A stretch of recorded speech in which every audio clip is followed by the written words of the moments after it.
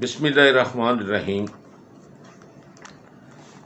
ناظرین، میں سورہ ملک کا اردو میں ترجمہ پیش کرتا ہوں، اور سورت کی جو امپورٹنس بتائی جاتی ہے کہ اگر کوئی رات سونے سے پہلے سورہ ملک کو پڑھ لے، یعنی ٹھیک ہے تلاوت کر لیں، تو آپ کو پتہ تو نہیں چلتا پھر کہ اس کے اندر سورہ ملک کے اندر اللہ رب کریم کیا کہہ رہے ہیں۔ تو اس لیے میں اردو میں آپ کو بتاتا ہوں کہ اس صورت میں ایسی امپورٹنٹ کیا پیغام ہے جو اللہ تعالیٰ دیتے ہیں کہ جس سے پھر قبر کا عذاب نہیں ہوتا۔ یعنی اس کی برکات دیکھیں کہ اس میں اللہ تعالیٰ کے اس پیغام پہ جو حضور پاک صلی اللہ علیہ وسلم پر بھیجا گیا وہ کیا۔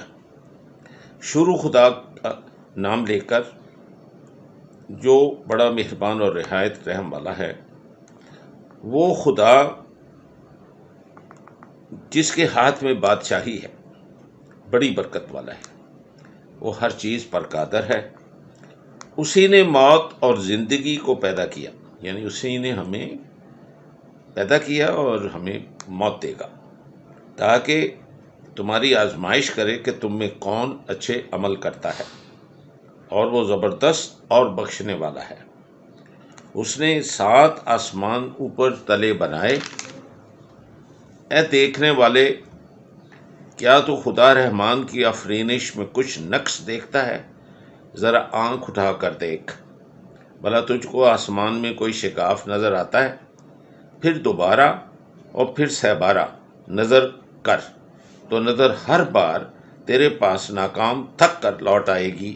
اور ہم نے قریب کے آسمان کو ستاروں کے چراغوں سے زینت دی، اور ان کو شیطان کے مارنے کا آلہ بنایا، اور ان کے لیے دہتی آگ کا عذاب تیار کر رکھا ہے۔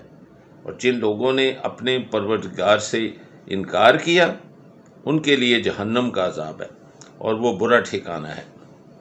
جب وہ اس میں ڈالے جائیں گے تو اس کا چیخنا چلانا سنیں گے، اور جہنم جوش مار رہی ہوگی، گویا مارے جوش کے پھٹ پڑے گی۔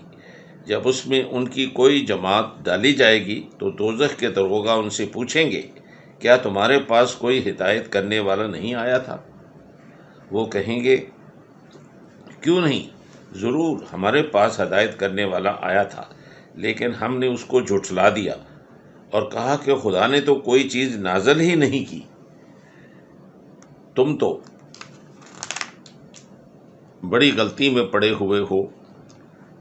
اور کہیں گے، اگر ہم سنتے یا سمجھتے ہوتے تو آج دوزخیوں میں نہ ہوتے۔ بس وہ اپنے گناہ کا اقرار کر لیں گے، سو دوزخیوں کے لیے رحمت خدا سے دوری ہے۔ اور جو لوگ بن دیکھے اپنے پروردگار سے ڈرتے ہیں، ان کے لیے بخشش اور اجر عظیم ہے۔ اور تم لوگ بات پوشیدہ کہو یا ظاہر، وہ دل کے بھیدوں سے واقف ہے۔ بھلا جس نے تمہیں پیدا کیا وہ بے خبر ہے؟ وہ تو پوشیدہ باتوں کا جاننے والا ہے اور ہر چیز سے آگاہ ہے۔ وہی تو ہے جس نے تمہارے لیے زمین کو نرم کیا، تو اس کی راہوں میں چلو پھرو، اور خدا کا دیا ہوا رزق کھاؤ، اور تم کو اسی کے پاس قبروں سے نکل کر جانا ہے۔ کیا تم اس سے جو آسمان میں ہے بے خوف ہو کہ تم کو زمین میں دھنسا دے اور وہ اس وقت حرکت کرنے لگے؟ اور کیا تم اس سے جو آسمان میں ہے نہ ڈر ہو کہ تم پر کنکر بری ہوا چھوڑ دے؟ سو تم عنقریب جان لو گے کہ میرا یعنی خدا کا ڈرانا کیسا ہے، اور جو لوگ ان سے پہلے تھے انہوں نے بھی جھٹلایا تھا۔ سو دیکھ لو کہ میرا کیسا عذاب ہوا۔ کیا انہوں نے اپنے سروں پر اڑتے جانوروں کو نہیں دیکھا جو پروں کو پھیلاتے رہتے ہیں اور ان کو سکیڑ بھی لیتے ہیں؟